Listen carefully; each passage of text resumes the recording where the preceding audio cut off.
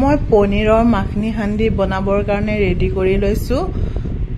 এয়া বাদাম পিছি লৈছো কাজু বাদাম আৰু নহৰু আদাৰ পেষ্ট বনাই লৈছো পিয়াজ অলপ ৰুকি লৈছো আৰু এপিনে গুটা জলকীয়া জালুক লং ইলাচি আৰু কেটামান জিৰা দি অলপমান ফ্ৰাই কৰি লৈছো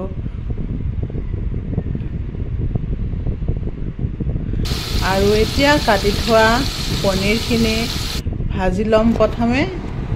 তাৰ পিছত কেৰাহী এটাত অলপমান ৰিফাইন দিছো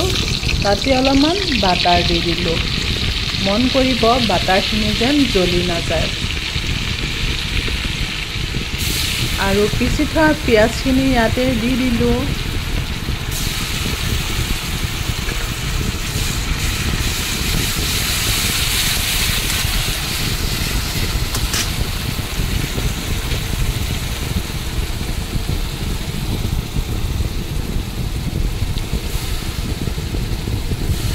আৰু নহৰু আদাৰ পেষ্টটো অলপমান দি দিলো এতিয়া গুটেইখিনি ধুনীয়াকৈ ভাজি থাকিম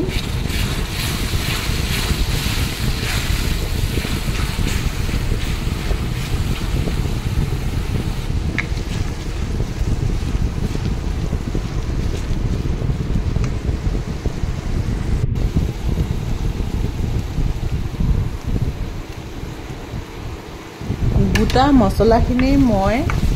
আধা খুনাকে পিছি লৈছিলো আৰু ইয়াতে এইখিনি এতিয়া দি ভাজি আছো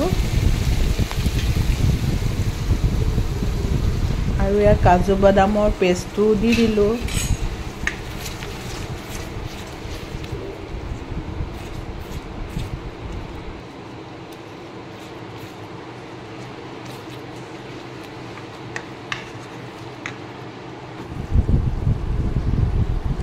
এয়া দৈ আছে দৈ ইয়াত 2 চামুচ মান দি দিম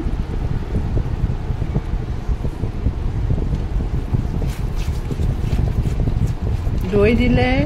ইয়াৰ টেষ্টটো বহুতেই ভাল লাগে আৰু এইটো অলপমান মিঠা দৈ হয় আৰু ইয়াত এতিয়া কাশ্মীৰী মিৰ্চ দি দিলো